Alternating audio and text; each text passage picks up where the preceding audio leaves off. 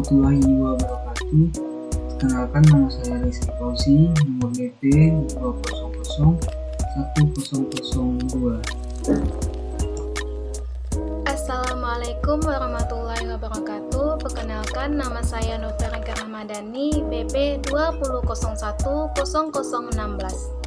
Assalamualaikum warahmatullahi wabarakatuh. Perkenalkan, nama saya Rahman Nuraisyah dan nomor BP 200100027.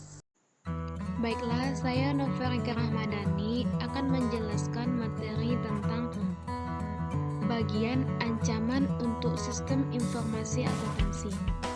Ancaman yang pertama itu adalah bencana alam dan politik. Contohnya, kebakaran atau panas yang berlebihan, banjir, gempa bumi, longsor, topan, tornado, badai salju, dan hujan yang membekukan, perang dan serangan teroris.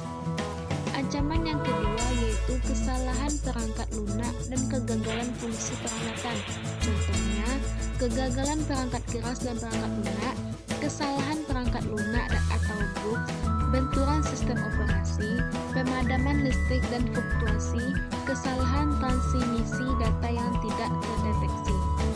Ancaman yang ketiga yaitu tindakan yang tidak diharapkan. Contohnya, kecelakaan yang disebabkan oleh kelalaian manusia, kegagalan untuk mengikuti prosedur yang ditetapkan, dan personel yang dilatih atau diawasi dengan buruk, kesalahan atau kelalaian yang tidak diinginkan, kehilangan, kesalahan, kerusakan atau salah penempatan data, kesalahan logika, sistem yang tidak memenuhi kebutuhan perusahaan atau tidak bisa menangani tugas yang ditunjukkan. Ancaman yang keempat yaitu tindakan yang disengaja, kejahatan atau kejahatan komputer. Contohnya, sabotase, misrepresentasi, penggunaan yang salah, atau pengungkapan data yang tidak diotorisasi, penyalahgunaan aset, penipuan laporan keuangan, korupsi, penipuan komputer, serangan rekayasa sosial, malware, dan lain-lain. Materi selanjutnya yaitu pendahuluan untuk penipuan. Penipuan atau fraud adalah mendapatkan keuntungan yang tidak jujur dari orang lain secara legal. Untuk tindakan dikatakan curang, maka harus ada 1. Pernyataan representasi atau pengungkapan yang salah. Yang kedua, fakta material, yaitu sesuatu yang menstimulasi seseorang untuk bertindak. Yang ketiga, niat untuk menipu. Yang keempat, kepercayaan yang dapat dijustifikasi atau dibenarkan, di mana seseorang bergantung pada misrepresentasi untuk mengambil tindakan. Yang kelima, pencederaan atau kerugian yang diderita oleh korban. Sebagian besar pelaku penipuan adalah orang dalam yang memiliki pengetahuan dan akses keahlian dan sumber daya yang diperlukan. Pelaku penipuan seringkali dianggap sebagai kriminal kerah putih atau white collar kriminal. Ada beberapa jenis penipuan yang berbeda. Korupsi atau corruption adalah pelaku tidak jujur oleh mereka yang memiliki kekuasaan dan seringkali melibatkan tindakan yang tidak terlegitimasi, tidak bermoral, atau tidak kompatibel dengan standar etis.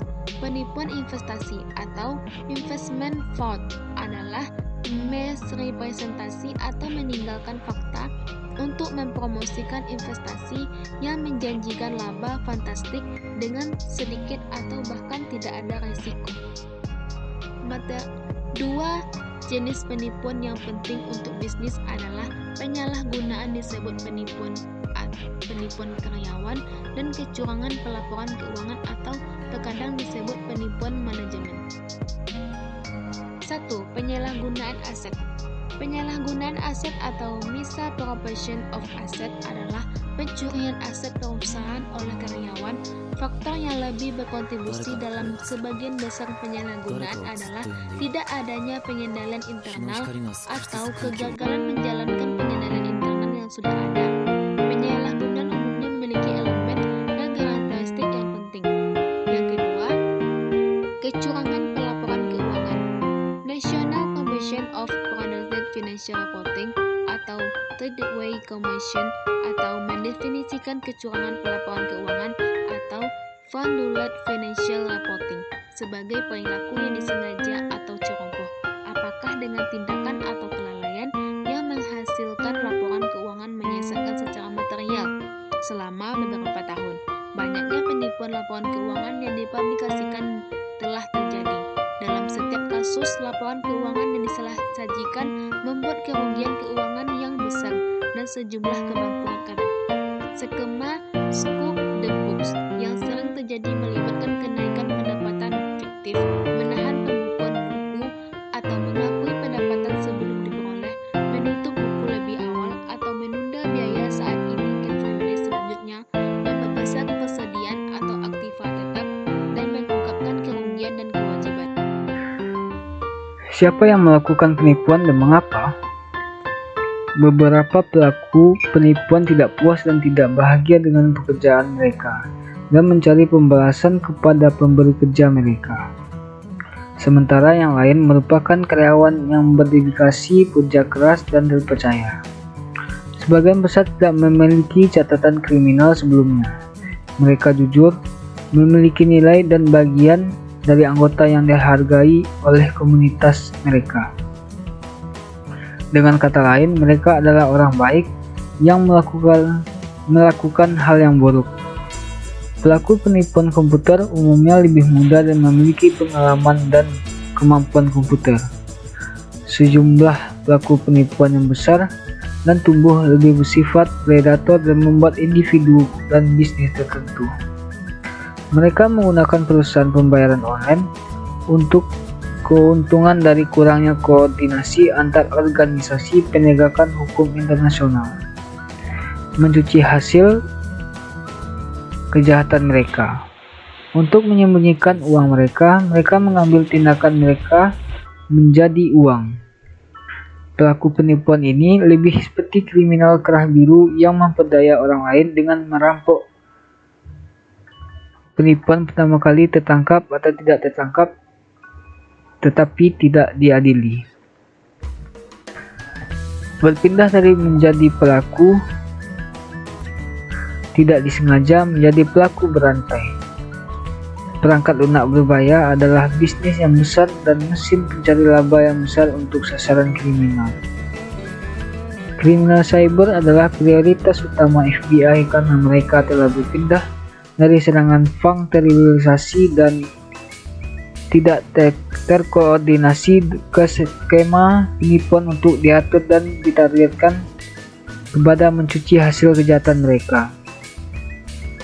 Untuk menyembunyikan uang mereka keuntungan dari kurangnya koordinasi antar organisasi penegakan hukum internasional. Segitiga penipuan. Untuk sebagian besar pelaku penipuan, semua kebutuhan pelaku adalah kesempatan dan cara pandang kriminal yang memungkinkan mereka melakukan penipuan.